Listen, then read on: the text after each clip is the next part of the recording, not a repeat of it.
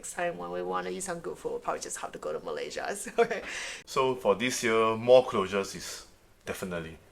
And for 6 to 7 a day, it only means that 6 to 7 entities.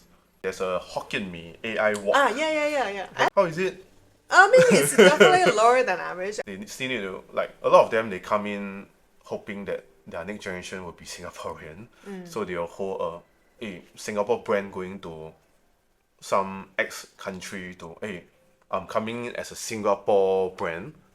At the back, my products are maybe from China. In Singapore, many of us work hard and care for our family, and the push through pain every day is normal. At my clinic, we meet people just like you, high functioning, high stress, and secretly very, very tired. And very sick and tired of pain in the joints, and secretly tired from nagging pain in your neck, back, even in your arms and extremities. With just 20 minutes for a week, chiropractic care can help you to relieve all those pressures. Chiropractic care can help you to feel more energized, focused, but most importantly, pain-free. For all my followers out there, I'm offering a one-time free AI posture check at my clinic. No posture, and just want to let you know we're here to help. For more information, you can check out the description box. Back to the video. Welcome to Dr. Jane Lee Singapore. I am your host, Dr. Jane Lee. I'm a chiropractor who has been in Singapore for more than 13 years.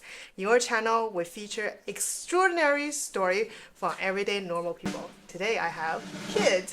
Hello, I'm Kit. Now I'm doing F&B consulting. Then I ran F&B businesses for about 10 years, selling Japanese food primarily. The reason I have Kid up for the show is you're making quite of an impact on TikTok, sharing now the dark side of F&Bs, the pressures from rental, labor costs, low margin, cost of GSTs, all these. So today I want Kid to come in to share some insight and see, is it Singapore going to have a vibrant food culture, or next time when we want to eat some good food, we'll probably just have to go to Malaysia. Okay. So ever since COVID, a lot of rental has been increased. Yes. I think in our clinic we're experiencing the same thing as well. So this morning, CNA just released a special segment about F&B closure because we are at a 20-year high. So last year, on average, every day there's one restaurant business entity closure, and from 2025, since January to now, it averaged about 6 to 7 business entity closure per day till this point. We're at highest in the 20 years. So the argument is F&B feeling the pressure of a rental, the sky high rental, 30, 50, sometimes even 100% increase. But the argument from the landlord side is there is an interest, and the people who signed the lease during COVID was considered much lower. So we're going some kind of a market correction. Is that the right way, or what's the other side of the story? So actually, during COVID 2020, the rents was adjusted at the lower side. Then what was fixed was 2023, 2024. So for this year, more closures is definitely. And for 6 to 7 a day, it only means that 6 to 7 entities, not really 6 to 7 stores. So effectively, for me, 3 of my stores are under one company. So one company means 3. So out of these 300-400 companies that close, it's actually effectively about 100 of them is 100 times 3 plus another 200, which is 500 closures. Potentially 10 shops closing every day. Yes. The other side argument is, yes, there are more restaurants closing, but also more restaurants opening.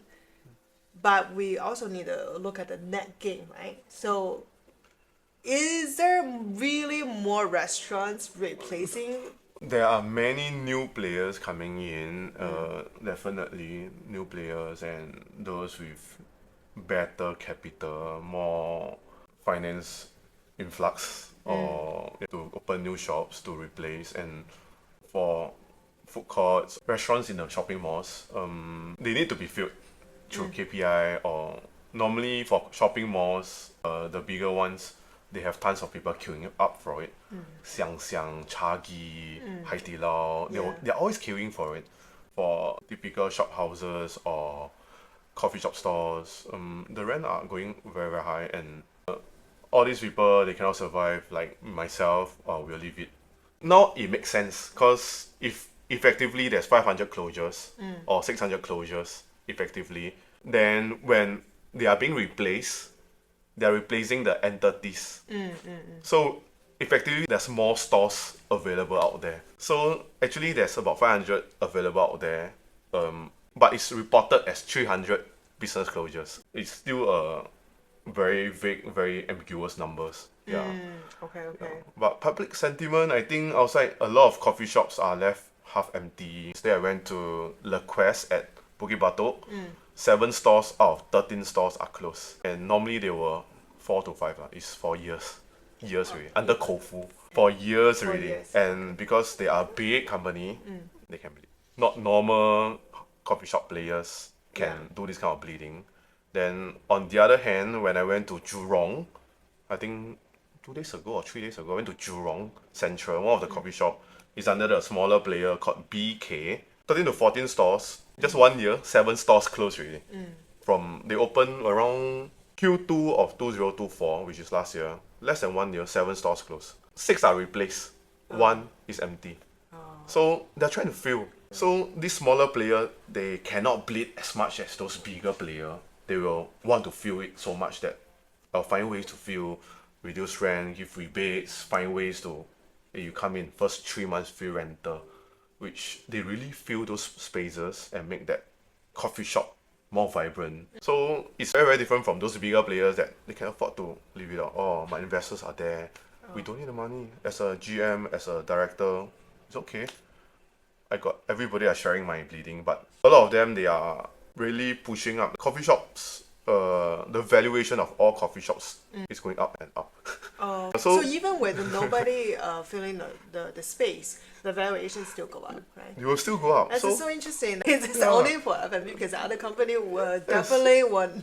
yes, Even this morning, the Ninja One just redo 12%. and then the valuation Yeah. go down to 1 billion less, right? So, like, how come the F&B is like totally opposite? With so many empty spots, the valuation is go F&B, up. to myself, to what I really feel is that for F&B, the bigger players, like the whole industry, like 50% of the coffee shops are owned by these 5 or 10 organizations. So Like a mafia mentality. I'm Allegedly, whereby if okay, for example, if you go to a new estate like Tenga, there's only these few coffee shops. If I bid as high as I want for this coffee shop or my food court, I open anything that I open, you have to come. If not, you have to take a bus 3 stops away. The like one family of $4 really or $5 just to go 15 to 20 minutes away just to eat something. If else you die that you have no choice but to come to eat my food at this food court. So they know that I have to push up this rental. So people are paying very high rental at those newer areas like Tampines North. The rent is crazy. 10, 12K rental. for the Coffee food- shop for store. food Then for concept, some yeah. like Tenga is also another new location with limited food options. That's why they just, hey, I believe I know that people have no choice. When you move in, you have no choice. You have to eat my food. Else you walk 15 minutes away, and yeah, in the end of the day, you still come back to my food. And like for example, some big chains, they have 40, 50 coffee shops, or they are running 40, 50 coffee shops. I push my price up of this coffee shop, neighboring will follow me. And it's a herd effect that they all push up all the rental. Hey, next door renting at 5K. Yours cannot 3K anymore. So I have to raise 4K, 5K. So every 2 months, every 2 years, you're doing well, our rent.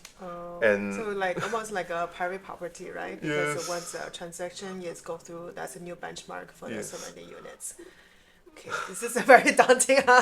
yeah, for a lot of us, not only F&B in Singapore, the landlords are all those 50 years old or 60, 70 years old, the pioneer generations that they bought 1, 2 million and now coffee shops. 900%. Yeah.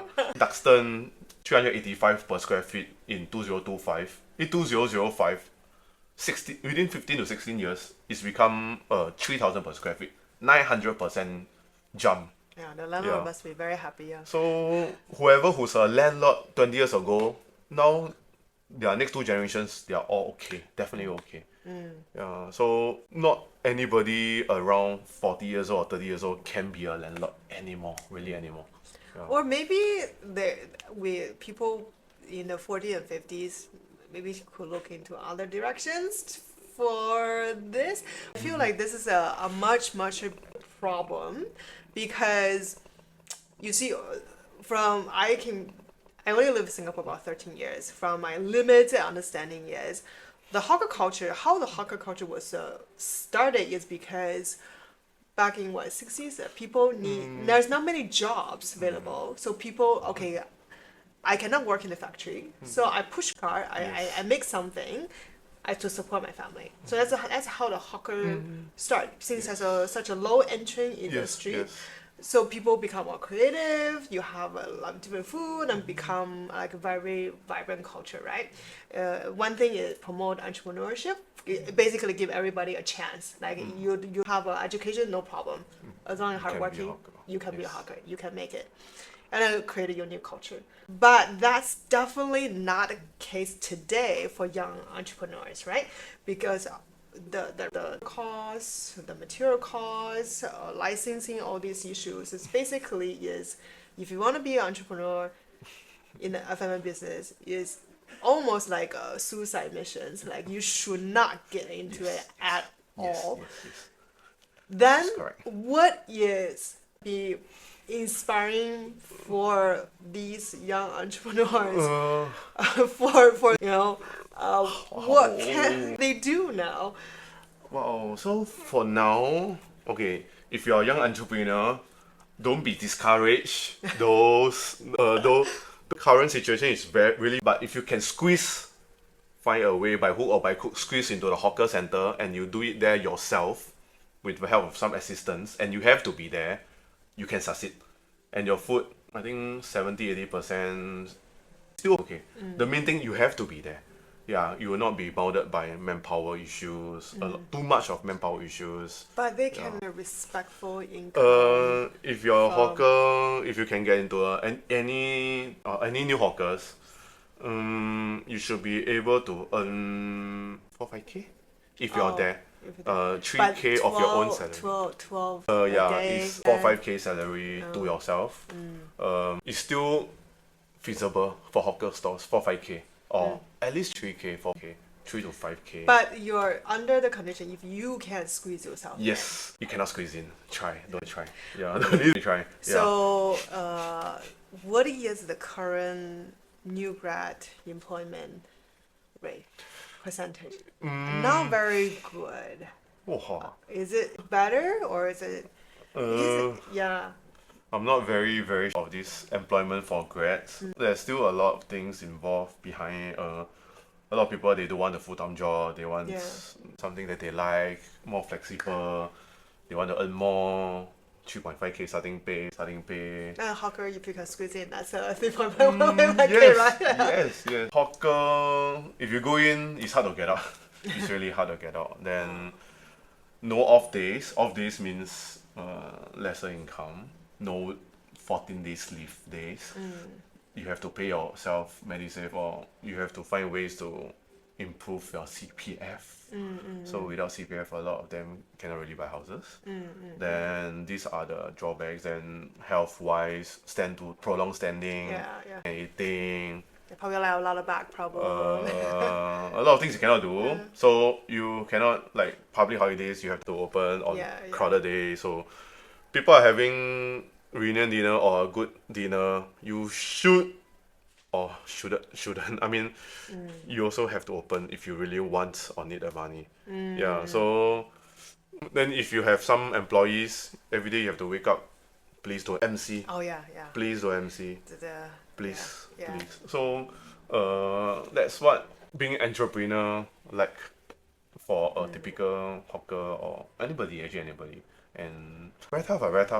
Okay, like what she say, rental killer, manpower, legislation, all the rules and regulations. cost, food cost is still okay. Pretty much still okay. Because it varies with your food prices that you sell. But something you really can't control is your rental. If you're Yeah. not a landlord, your rental. Because you don't know how much your landlords want to flip their property or another new landlord come in, then in my renovation, if I renovate this clinic, I spend 500K on renovations. If they increase by 2K a month, I still have to take it. Because if I move, I have to spend another 500K. Yeah, yeah. So after dividing, I It's have really no choice. stuck. Oh, I'm stuck here. So this is what happening, and yeah. Then we talk about perhaps some kind of AI solution because government always ask us to be to transform our workforce to technology. Okay, so let's say to squeeze in a hawker center is impossible, right? It's too expensive. Then your manpower issue, all this. Okay, so I get a robotic arm, I cook mala xianggo, whatever ingredient I put in there. Obviously, it's not good. Okay, I'm giving a lower than average taste because I don't have to hire people, so maybe my cost can be a little bit lower. But you're getting lower than average taste food with a slightly cheaper. Then we praise that for all the that can be done like that. So in the future, you see robotic arms in the hawker centers. Digital nation, Singapore digital nation. I think this was tried by many. There's a Hokkien Mee AI wok. Yeah. How is it? I mean, it's definitely lower than average. I mean, I know exactly what to expect, so, right? It's by the machine, like what you expect. So moving forward, I think we need to implement all this. But I think a lot of the bigger boys, the bigger groups, they are trying for like 10, 20 years already. They have been trying. They really yeah. have been trying. I've Okay. heard that they are trying, but the taste doesn't match whatever we can accept. But moving forward, if we can accept Caesarea, okay, no, Caesarea is better already. We can accept eating McDonald's or all those fast foods every day. I think AI food or machinery foods will be acceptable in time to come. Yeah.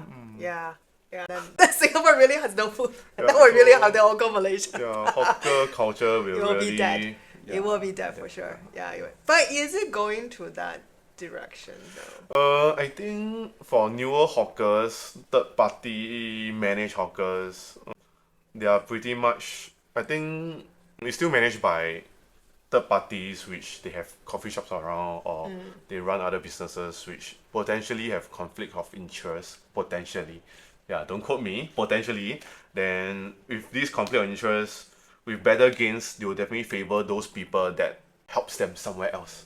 So it will never be fair. Like drink stores will be held by them, and they monopolize the whole drink stores. Oh, You yeah. cannot sell drinks. So like Yeah. typical hawkers, there's 3 drink stores. You don't like the kopi, you can go to the second kopi, the third kopi. But now at these new hawker centers, you cannot do that. You die eat their 肥熊bak chor mee. You die eat their 菜本 by them, and they got 50 stores elsewhere. So what's so special of this hawker store? No more already. There's no more. Yeah. So what minister was saying that every hawker store is special. There's no unique. Soon I think You that can say. no more. A lot of food will still be in from Central Kitchen. Oh really from True, Central true, Kitchen. true. Because that's one of the way to lower the cost, right? Mm-hmm. Yeah, exactly. Let's say so today we have a Lawrence Wong sitting right in front of us. Lawrence Wong. yeah, Mr. One or PM One. Okay, so currently the F&B is on the verge of not making it or vibrant food culture. Actually, we were just talking about the Clarke Quay nightlife is pretty much gone. A lot of club is already out of the place. And then in fact, there are news saying like more young people are going to more vibrant club scene across the causeway into JB, which is understandable. Cheaper drinks, longer hours, cheaper accommodations compared to in Clarke Quay or Fun Night, right? So we're losing that already and soon potentially losing our vibrant hawker culture. So if we have the PM1 here, what would you suggest him to do? What I would suggest is that please help fill more shop house units, fill more vacant units to make sure that rents will go down or at least more sustainable for many businesses and Yeah. not at the mercy of the landlords. And the Ritz shopping malls, please push your KPIs even higher. Please Yeah, don't. yeah. Yeah. I think a lot of you don't understand how it works because like Capital Land, all these Capital Land and Conservatory, right? You have to get their POS system. Oh. Right? Yeah. So meaning like to when you go a store, you check, right? They want you. They use the shopping mall's credit card terminal so they can check the transaction. So let's say if you're doing really well last year, okay, clearly you can afford if I jack up the rental 30%. So pay up or Yes. get out because I have no issue to fill in that stuff. So this is how, but I don't. They might be not doing so well recent years because I don't think that they are doing that well, but there's still new big players like a lot of Chinese brands around the shopping malls. Like you go Chinese City Point, I think half of it are Chinese brands. yeah, Okay, the landlords, the REITs, the management, they know your sales. yeah. Normally You they will to have a few disclose. percent of the GTO. So you do more, you got in traffic, they'll keep you. You don't hit their expectation, they'll kick you. Or raise the rents higher than what you cannot handle and got another big brand. Who's the another big brand? Yeah, the bigger with a lot of money and yeah, can do a lot better. So end of the day, I think we will have more Chinese brands inside shopping malls, Yeah. more and more, Yeah. really more and more. So we were just talking about that off camera because I think we can share a bit more. So there are a lot of family office who wanted to set up here in Singapore, right? I think a few years ago we did increase it's from the 5 million to 50 million. You have 50 million in order to set up the family office here. But within your 50 million, with that kind of asset, you can go anywhere in the world. America, Australia, UK, Dubai. The world is Yes, your oyster. You yes. can go anywhere. Why are they still want to come here? About Singapore, it's because we are between both Western and Western and Asia. We are between China and US, so we are more neutral. Like in the past, people will go to Hong Kong to set up their family office, their HQ. Now people are coming to Singapore, so we still need our Grade A CBD offices. We need our big office for these family offices. They still need us. Still need to, like, a lot of them, they come in hoping that their next generation will be Singaporean. So they'll hold a Singapore brand going to some ex country to, hey, I'm coming in as a Singapore brand. At the back, my products are maybe from China. So a more neutral Singapore, which can do business in a lot of countries, be it US or China, we are in between. So a lot of people want this citizenship and they want their kids to be safe here. And money will be safer here. Yeah, will be safer here for them. Okay. This is another bring up the GDP. Huh? Wow, yeah. 50 million. Of course. Oh yeah, Of yeah, course. definitely. And a Definitely. lot cannot family office Definitely. even though they have 50 million. Yeah. They Well, have to you- do very long. Yeah. That kind of a money, 50 million, that anywhere in the world is possible. You know, why here, right? Yeah. So, Yes. happened? What's gonna happen to Singapore? Like, if this is a question I often ask myself. So, because Singapore is changing, it's changing so fast. A lot of iconics that we're losing, right? Such as recent years, some iconic buildings being sold, be revamped, torn down. So all those son of Singaporean who has been here for all their life, their childhood, like part of the memory is no longer there. But the food is always constant because we have such diversities, cultures, different type of food. We always have that identity. If that is gone, what's next? Food wise, I think nowadays, okay, for now there's a lot of Hokkien Mee. Oh, Many youngsters, okay, Really? a lot of the young boys, they are messaging me to go and try the Hokkien Mee and help them give feedbacks. I've been giving feedbacks. I think I've tried 3 new Hokkien Mees within 2 weeks. Yeah, so I think a lot of them depends on what they love and what they liked, or they think that they want to sustain it. But there's a lot of new Hokkien Mee, a lot of new players, but even though we lose a lot of taste, a lot of flavors, for now, whenever I'm out, I will give it a try for a lot of food, but I can never get back all the taste 20 years ago because of the ingredients, the cost involved, and yeah, this is something that we'll lose even more 20 years down the road. And this will really change and more influence food. Then hopefully there's some, like, I think NEA and a lot of people are trying to maintain our hawker culture, develop players, new entrepreneurs to come in to do traditional food. This is what they are trying to do. But we have to make it lucrative enough for them to sustain and to earn 3-4K a month, work 30 days a month, work 3-4K, 5K Yeah, is I it's think not something good. for I everybody, think yeah. for some of us, like, don't talk about driving Grab. Please don't drive Grab. Don't talk about driving Grab. Can go and work McDonald's manager. I think you earn more. You really earn more as a McDonald's manager or Hai Di Lao manager. Yeah, you like, earn like, more. You really earn more. Yeah, and the stress involved, the physical stress, mental stress. I think yeah, it's not that worth it anymore. Yeah. So is home the way out? Home-based business, another Yes. sensitive topic. But this is how I see it, right? Let's say someone who is very passionate of food, and they like, for example, like you have the Japanese, which is amazing, by the way, like my husband's favorite. We're so sad they're no longer here.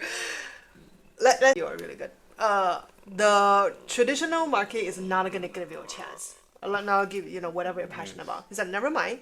I do home base. So I do this dining experience, right? Every night, I only make this much when the home was. I think it can be profitable, right? Can Be can. because rent. You have to have a home. Then you can schedule them. It's not so stressful because you just entertain maybe 10 guests compared to 10 to 15 Yeah. within 2 hours. Yes. So would that be a way out for these passionate food creators out there? This is a very sensitive topic. Many are doing that, really that. For those HDB ones, skill to earn okay living, 3-4K to really feed the kids, feed the family. That was what's happening for the past 5-10 years. Everybody knows, like cupcakes. Yes. Now quite different. They open the door, signages, tables outside. Then even the better to do landed properties, they are coming out to do home-based cafe, serving 20 to 30 people at their front porch. This is quite to me this is quite different because if you can afford the landed outside Stevens MRT is 10 million. I think it's around 10 million. okay. You can afford it, or Maybe these people are not doing it for the money. Very expensive hobby. so for some of these home-based business, somehow or rather you will affect the brick and mortar shops. But maybe it's a good way for them to try out. But it still hurts those people. Like another one at Seletar Hill area. Oh yeah. There's I think 2 home-based cafes and 2 mortar 8 to 10K rental cafes. And selling price is the same. Selling price is the same. Okay. So shopping is weekends, and they open on weekends. Then of course they will go to home-based business for the cafes. So this is still very question mark to me. But you Yeah. think about it, if the home is getting momentum, it must be something is pushing it to get momentum, right? Because the food creators, the chefs, inspired chefs cannot have a playing field somewhere else. So they must find somewhere else to survive. So Yeah. a lot of them, like, they lose their job during COVID, or Yeah. they feel burnt out somewhere. So that's why they open a home-based business. I think it needs to be managed. Of course, it needs to be managed. More case-by-case basis, really big case-by-case basis, and more protection to your neighbors, to the landlord, to the consumers. And actually there's a lot of things involved, like NEA license, SFA license, sewage, potential pest problem. Oh yeah. All these are the things that we have to do, and maybe SCDF or fire, Oh, yeah, fire yeah. hazard, these kind of things that we need to be careful. And however, if home-based business gets even bigger, every landed estate have one or two. What makes it different from illegal hawkers around the whole of Singapore? So like for me, if I'm a supplier, I supply you ready to food. I'm Caesarea supplier. Hey, you just on your oven, on your microwave. I supply you 100 pieces chicken. You just have to heat it up, then you sell it and you mark up at 30%. You don't even need to do much. Yeah, you don't even need to do much. So for me as a supplier, I go to about 10 estates. I give you just sell. This is what I will do if I'm a supplier, but I'm not. And I don't really suggest that. Yeah, I really don't suggest that. Yeah, then one thing is illegal workers. Illegal workers is Your helper. who yeah, is helper, doing the kitchen. helper. Other helper, there's a lot of risk outside. Yeah. Two is just to hire a work permit. No, the helper. Yeah, the Get your helper. maid to do And the- actually, my cousin from maybe Batam, my cousin from JB can come and help me for 2 weeks. And I got many cousins. They come and visit. You can help me do some baking lah. I think help me lah. Hey, you bake me for me to try lor. Oh, So there's still a very questionable thing and a lot of things that potentially be exploited. And you risk a lot of things happening if all these they kind of clamp down, then it will stop people from your relative cannot visit you. oh, Or that you will- you will be that- a big ecosystem problem yes, yeah. snowball. Yeah. Yeah, definitely. He gave really a lot of thank insights. you. Yeah, for me I really learned quite a lot about F&B business. We always love the food in Singapore and unique stores, especially like, No more store more store, selling yeah. mentaiko don. There's a few Yeah. new ones outside. But there's a really good. My Dr. Jeff every week has to at least once from the too bad. Even there's a love that the public still struggling to survive in this climate. I mean, there must be something wrong with this whole ecosystem, right? Yeah. So thank you for your time and linking, and maybe we can encourage our viewer to really support the local hawkers, local business. You know, if you want to try something different, go to a neighborhood, perhaps. Yes. And support the individuals who are doing this purely for the passion, loving the food. Okay, thank you so much. Thank you. Thank you. And Thank if you. you like what you see, be sure to subscribe and follow us for more. As always, I will see you next time. Bye bye.